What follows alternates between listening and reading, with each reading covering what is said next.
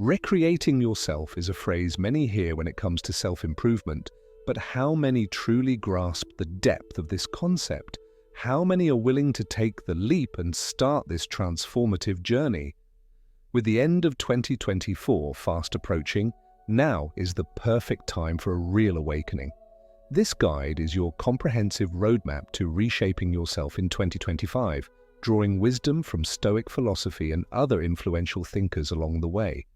Imagine a life where the opinions of others no longer affect you and the chaos of the world around you fades away. The first step is mastering the art of not caring. This isn't about indifference or boredom, it's about freedom. It's about becoming the focal point of your own life and letting go of everything that doesn't serve you. In a world that constantly pulls you in every direction, happiness is not something you chase, it's something that's always within reach. But to truly experience it, you need to turn your focus inward. This leads us to the idea of selfishness, but don't jump to conclusions. Think about this. Can you truly love others if you haven't first learned to love yourself? We'll explore how embracing self-love and a healthy form of selfishness are essential to living a fulfilled life. Once you have a clearer understanding of who you are, it's time to dive into one of life's most profound quests, discovering your purpose. In a world full of distractions, a solid sense of purpose acts as an anchor. It's not about finding meaning, it's about creating it. It's about living a life so full and aligned that every breath is a reflection of your true self. Lastly, we'll look at Stoicism, an ancient philosophy that holds immense power today. Let's discover how these timeless principles can help you approach 2025 with greater clarity, strength, and direction. The Stoics believed that the good life is defined by virtue, wisdom, and tranquility, not by financial success or material wealth. Their idea of living well revolves around how adversity can shape you, making you stronger rather than breaking you. As we approach the new year, think of this transformation as more than just a change in appearance. It's about changing at the core of who you are. It's about rediscovering the gems hidden within you, reconnecting with your true self, and then sending that energy into the world. 2024 is on the horizon, offering a fresh start. But the real question isn't about whether you should change, it's whether you're ready to meet your best self. Don't hesitate, take the plunge, and let's embark on a journey together to unlock unmatched growth, wisdom, and enlightenment. Have you ever felt overwhelmed by the pressures of society or caught up worrying about things beyond your control? You're not alone. Many of us spend our lives consumed by worries that, in the grand scheme, may not matter as much as we think. But what if there was a way out, a way to live with less stress and more peace of mind? Today, we'll explore a philosophical approach that can help you live a more fulfilling, happier life, the art of not caring. This isn't about being indifferent or neglecting others, it's about directing your care and energy toward what truly matters, things you can control, and letting go of the rest. This video will guide you through the wisdom of various ideologies and the philosophers who have walked this path before us, leaving us clues for a more peaceful existence. We'll dive into calming philosophies like Buddhism, the energizing wisdom of Stoicism, the existential courage of Søren Kierkegaard, the life-affirming principles of Taoism, and the individualistic essence of existentialism. These ideas aren't just abstract concepts, they've been put into practice by real people, shaping lives and providing profound insights. Understanding how to apply these teachings can lead to a life with less fear, more happiness, and a deeper sense of peace. But what do we truly mean by not caring in a philosophical sense? Not caring doesn't mean complete detachment or apathy. It means freeing ourselves from unnecessary social pressures, the fear of the unknown, worries about things we can't control, and the burden of other people's opinions. It's about shifting focus to what we can influence, our actions, our reactions, and our inner world. This is the art of not caring, understanding our limits and choosing where to direct our attention, energy, and enthusiasm. It's about accepting uncertainty and finding joy in the present moment. If you've ever felt weighed down by the world or wished you could let go of the worries that hold you back, this is the perfect place for you. Whether you're interested in learning how to manage life's ups and downs with calmness, or you simply want a fresh perspective on happiness, we're here to guide you. By the end of this journey, you'll have a deeper understanding of how to approach life with a clear mind, peace, and newfound freedom. Join us as we explore how the art of not caring can transform your life. Now is the perfect time to begin this philosophical journey, to better understand yourself, let go of what's weighing you down, and move forward with greater satisfaction. But before we dive in, let's take a step back and explore the profound relationship between philosophy and happiness. How can philosophy help us understand happiness? Philosophy is the pursuit of wisdom, exploring deep questions about reality, values, reason, and, most importantly, happiness. Throughout history, philosophers from all corners of the world have tried to define happiness and uncover how we can achieve it. This exploration begins with the teachings of the ancient Greeks, who laid the groundwork for many of the ideas we still value today. From ancient philosophers to modern thinkers, the pursuit of happiness has always been a central goal of philosophical study. On the surface, happiness seems like a simple, universal concept, but upon deeper reflection, it reveals itself to be personal, multifaceted, and often complex. What makes us happy is shaped by our experiences, culture, and the expectations of others. However, when we examine happiness through the broader lens of philosophy, we see that its meaning expands and evolves, offering a deeper understanding of what it truly means to live a fulfilled life. So, how do different intellectual traditions approach happiness? Let's start with the ancient Greeks. Aristotle, one of the greatest philosophers in history, argued that happiness is much more than a fleeting feeling or momentary joy. He introduced the concept of eudaimonia, often translated as well-being or the good life. For Aristotle, happiness was about living a life of virtue and wisdom, fulfilling your potential and making a positive impact on the world. Happiness wasn't about seeking pleasure, it was about enriching your inner life through purposeful living. On the other hand, Epicurus, who also hailed from ancient Greece, believed happiness stemmed from the pursuit of pleasure and the avoidance of pain. However, his philosophy did not promote selfish indulgence, but rather advocated for simple, natural pleasures like peace of mind, friendships, and intellectual growth. Fast forward to the 17th and 18th centuries during the Age of Enlightenment. Philosophers like Jeremy Bentham and John Stuart Mill embraced a utilitarian view, claiming that happiness is about maximizing well-being for the greatest number of people. Their ideas laid the foundation for modern moral and ethical thinking. In contrast, Arthur Schopenhauer, a German philosopher from the 1800s, had a more pessimistic view. He believed that life was inherently painful, and happiness could only be found by minimizing suffering, by reducing our desires and wants. This perspective redefined happiness as the absence of pain rather than the presence of joy. In the 20th century, existentialist philosophers like Jean-Paul Sartre and Albert Camus offered a radically different view. They believed that life has no inherent meaning and that it's up to each individual to create their own purpose and happiness. Rejecting social conventions, they emphasized personal freedom and the importance of living authentically. Eastern philosophies, especially Buddhism, offered yet another perspective on happiness. Buddhism teaches that true happiness comes from letting go of desires and attachments, which leads to inner peace and enlightenment. These various philosophical viewpoints make it clear that happiness is not a one-size-fits-all concept. What we believe, the decisions we make, and how we view the world are all intertwined with our sense of happiness. Some seek happiness through virtue, others through pleasure, freedom, or spiritual growth.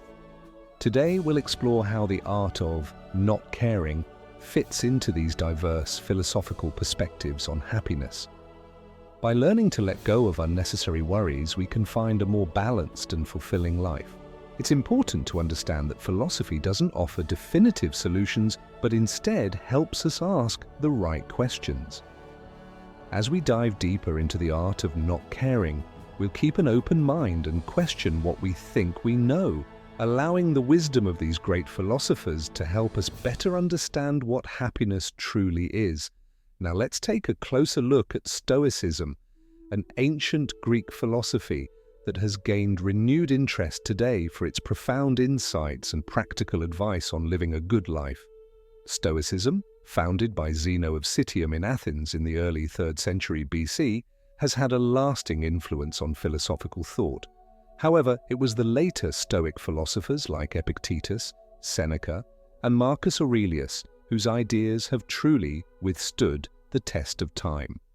Stoicism teaches us that while we cannot control what happens to us, we can control how we respond to it.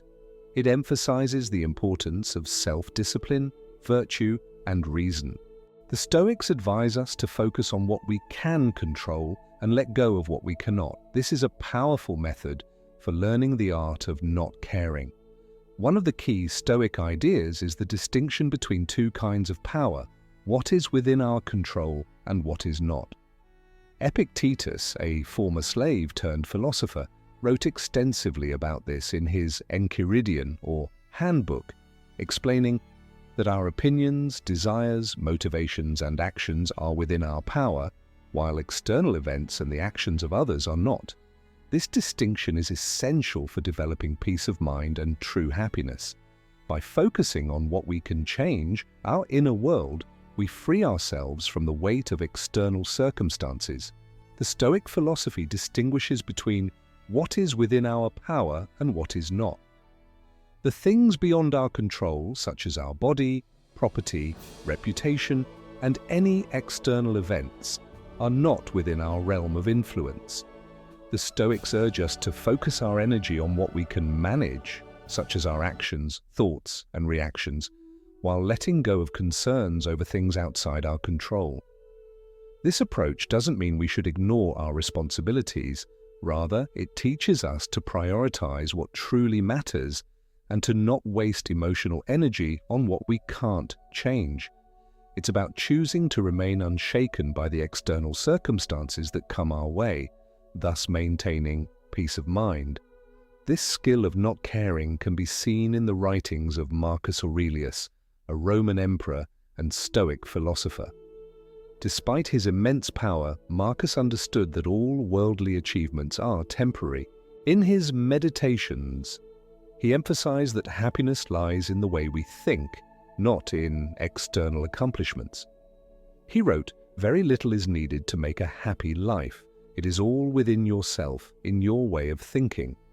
For Marcus, inner peace was more valuable than external recognition or success.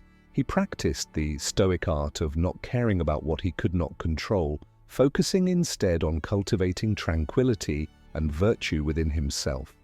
Seneca, another important Stoic philosopher, provided further insights into this idea. He taught that true happiness comes from living in the present, free from anxious dependence on the future. He advised against being overly elated by success or devastated by adversity, urging us to focus on improving our character and wisdom rather than external outcomes. As he wrote, "True happiness is to enjoy the present without anxious dependence upon the future, not to amuse ourselves with either hopes or fears, but to rest satisfied with what we have, which is sufficient." By adopting this Stoic mindset, we learn to be content with what we have and unaffected by the judgments or actions of others. However, Stoicism is not the only philosophy to offer insights into the art of not caring. Epicurus, the founder of Epicureanism, had a slightly different perspective. While often misunderstood as advocating for indulgence, Epicurus taught that the highest form of happiness is not found in physical pleasures or excess, but in tranquility, freedom from unnecessary desires, and the joy of friendship. He made a key distinction between two types of pleasures: kinetic pleasures, which arise from satisfying desires, and kata-stematic pleasures, which stem from a state of contentment when we are free from pain and desire. Epicurus argued that the best life is one where we remain in a state of contentment, enjoying the simple pleasures of life without constantly chasing after new desires. Epicurus also had profound insights into the pressures of society and materialism. He believed that many of our desires, such as the pursuit of wealth, fame, or power, are shaped by societal expectations and do not lead to true happiness. In fact, these desires often cause more harm than good because they are insatiable. As Epicurus famously said, "If you want to make a man happy, don't add to his riches, take away from his desires." By recognizing that many of our wants are unnecessary and learning to let go of them, we can reduce the burden of constant striving and find a greater sense of peace. Epicurus also tackled the universal fear of death, teaching that we should not be afraid of it. Death, he argued, is not something that should concern us, as we do not experience it and it comes only when we no longer exist. By accepting death as a natural part of life, we free ourselves from the anxiety that it brings, allowing us to live more freely and happily in the present. The wisdom of these philosophies offers us a powerful tool for achieving inner peace and contentment. By understanding the nature of our desires and distinguishing between what is truly important and what is not, we can free ourselves from unnecessary worries. Choosing not to care about external judgments, societal expectations, or the fear of death enables us to live more fully in the moment, cultivating a life of peace, wisdom, and true happiness. Friedrich Nietzsche's philosophy presents a powerful framework for understanding the art of not caring. His concept of life affirmation encourages us to accept life with all its challenges, uncertainties, and contradictions. Nietzsche believed that true vitality comes from embracing life as it is, joy, suffering, doubts, and all. This idea of life affirmation runs counter to traditional moral systems and social rules, which in his view often suppress human potential by imposing rigid expectations about what is good or bad. Nietzsche was critical of the way society and traditional morals shape people's lives. He argued that these external standards prevent individuals from fully embracing their authentic selves. By not caring about societal approval or following conventional rules, Nietzsche believed that we could engage in a process of self-overcoming. This process involves questioning the values imposed on us and, ultimately, crafting our own moral code. The key is to look beyond social norms, break free from inherited beliefs, and become the person we truly are, unburdened by external pressures. One of Nietzsche's most famous ideas is the Übermensch, Overman or Superman, which represents the ideal individual who has transcended the limitations of traditional morality and social expectations. The Übermensch does not conform to conventional norms but creates his own path in life, guided by personal values and a deep acceptance of life's inherent chaos. Nietzsche writes in Thus Spoke Zarathustra, "I teach you the Übermensch. Man is something that shall be overcome. What have you done to overcome him?" This powerful call to action challenges us to embrace our potential, to overcome fear and self-doubt, and to redefine what it means to live a fulfilling life. Nietzsche's perspective on not caring does not advocate indifference or detachment, but rather a dynamic engagement with life. It's about living authentically, freeing ourselves from the constraints of societal expectations, and creating a life that is truly our own. By doing this, we align with Nietzsche's ideal of the Übermensch, someone who affirms life in all its complexity, finding joy and meaning even in the face of hardship. As we reflect on how to live fully and embrace life's challenges, Nietzsche's philosophy offers a robust approach to not caring about what others think. It encourages us to break free from traditional moralities, define our own values, and live passionately, without being bound by the fears and judgments of others. Through this lens, the art of not caring becomes a powerful tool for personal growth and transformation. The journey through the philosophy of not caring has offered us valuable insights into how we can live a more authentic, fulfilling life. However, applying these ideas in our everyday lives requires us to take practical steps. Here's a deeper look into how the intellectual lessons we've explored can be put into practice, and how we can navigate the complexities of self-love and selfishness. 1. Clarifying what we care about. To start, it's crucial to identify what truly matters to us. Reflect on the Stoic idea of focusing on what we can control, our thoughts, emotions, and actions. By letting go of things outside our control, like other people's expectations or the outcome of events, we make space for greater joy and tranquility. This shift in mindset allows us to stop stressing over things we cannot change and instead channel our energy toward what we value most. 2. Embracing doubt and uncertainty. Life is full of uncertainty, as Kierkegaard taught. Embrace doubt as an opportunity for growth. Instead of fearing the unknown or obsessing over the future, practice accepting life's ambiguity. Taking a leap of faith, as he suggests, is not just about religious beliefs, but about trusting ourselves to make decisions without having all the answers. This shift in perspective helps us free ourselves from the paralyzing fear of what might happen and allows us to engage more fully in the present moment. 3. Reevaluating social standards. Many of us face pressure to conform to societal norms, but Nietzsche, Epicurus, and the existentialists challenge us to question these norms. Not caring about what society expects doesn't mean being irresponsible or indifferent. Rather, it's about reclaiming our personal freedom to define our values and pursue a life true to ourselves. Take a moment to assess if the stress in your life is coming from societal pressures. If so, consider how you can let go of these external expectations to focus on your own growth and well-being. 4. Accepting the absurdity of life. As Camus and Sartre emphasized, life is often absurd and unpredictable. Rather than searching for deep external meaning or approval, we can create our own meaning through the activities that bring us joy, whether it's a hobby, our work, relationships, or personal growth. Recognizing life's inherent silliness allows us to relax and enjoy the journey rather than obsess over getting everything right. We can find freedom and contentment by accepting life's unpredictability. Self-love versus selfishness. Many people struggle with balancing self-love and the fear of being seen as selfish. In a world that often praises selflessness, we might feel guilty for putting ourselves first.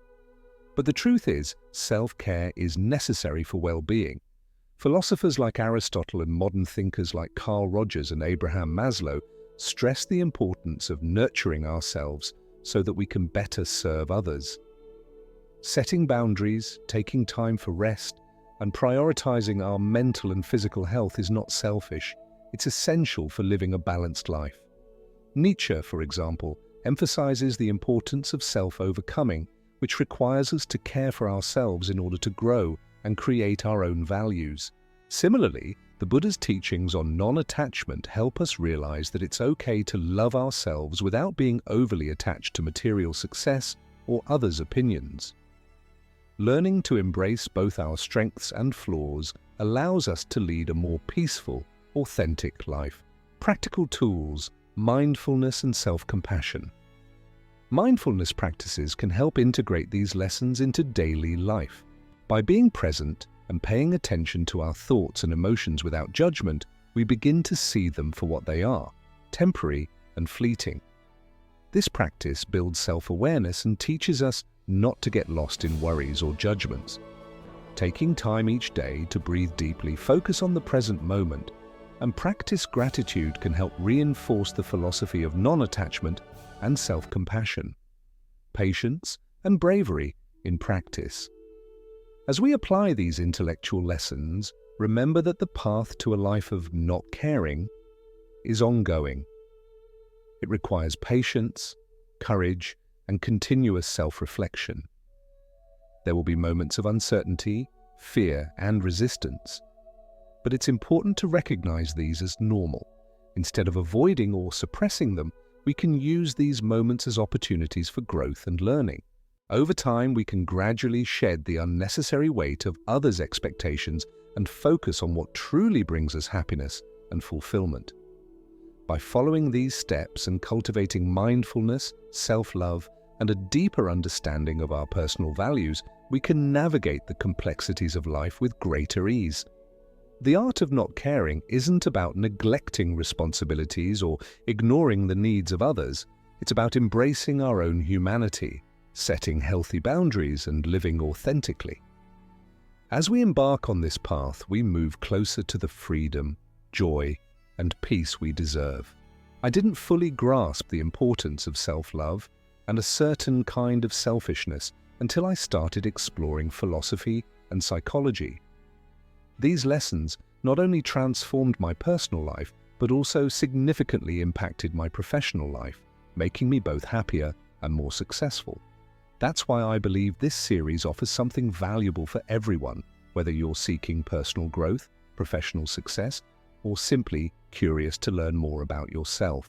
Together, we'll challenge common misconceptions, explore fresh perspectives, and embark on a journey to better understand ourselves and our place in the world. Self-love goes far beyond indulging in spa days or treating yourself to a fancy meal, although those can be lovely parts of it. True self-love is a profound and meaningful concept. It's about embracing ourselves completely, flaws and all. It's about recognizing our worth and treating ourselves with kindness and respect. Self-love isn't about being perfect. It's about accepting imperfection. It's understanding that making mistakes is part of being human and showing ourselves the same compassion we extend to others. Loving yourself is not vanity or arrogance. It's about appreciating your unique blend of strengths and weaknesses. Self-love involves nurturing your physical, mental, and social well-being. It means setting boundaries, pursuing your passions, and prioritizing your needs.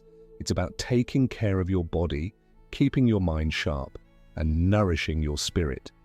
While selfishness is often seen as negative, a healthier interpretation is essential for understanding this balance. When we talk about selfishness in this context, we don't mean disregarding others' feelings or acting harmfully. Instead, we're exploring a constructive form of selfishness, making decisions that support our well-being, even if they might not always align with others' expectations.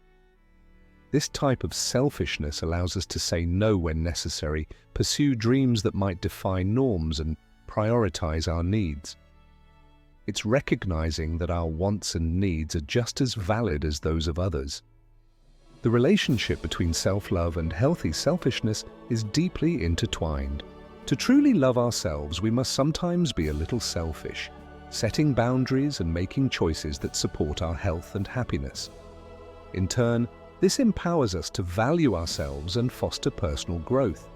Think of self-love as the fertile soil of a mental garden where positive thoughts and resilience flourish.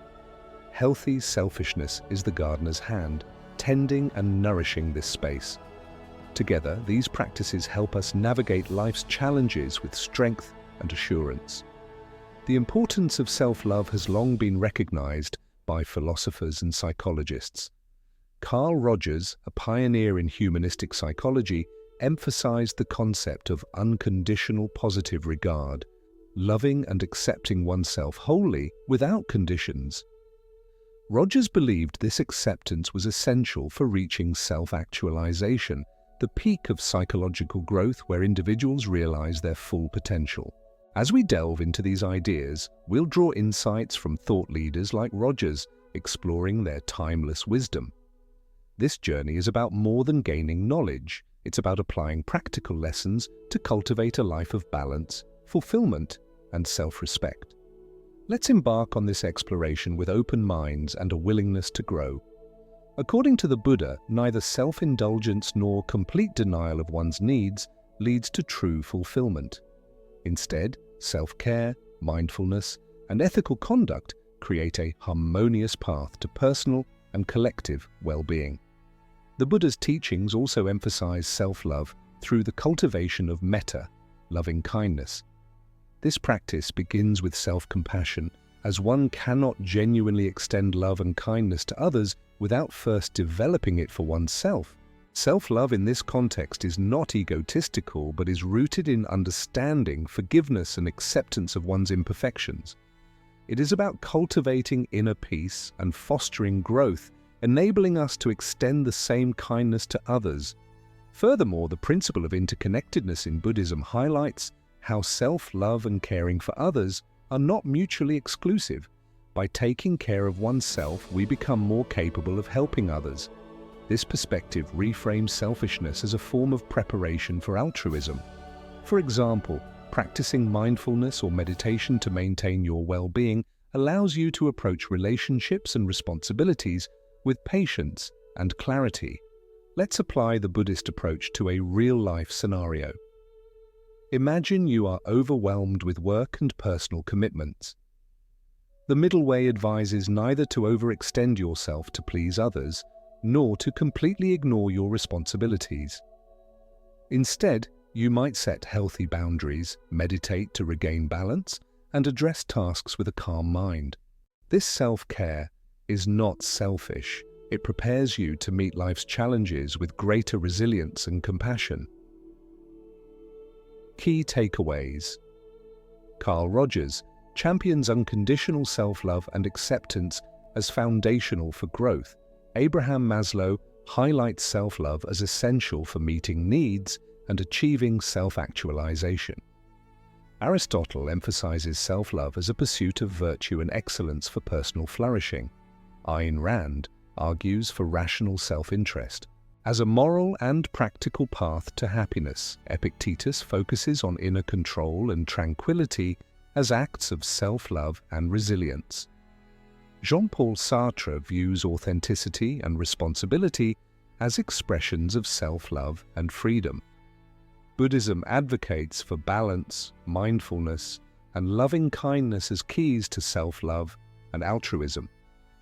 Across these philosophies, self-love emerges as an essential and multifaceted concept. It is not about selfish indulgence, but about nurturing a healthy relationship with oneself, which ultimately benefits others and society. These teachings encourage us to embrace self-love as a tool for growth, resilience, and connection. So, as we step into 2025, let's embrace the lessons of existentialism and the wisdom of Sartre and Camus.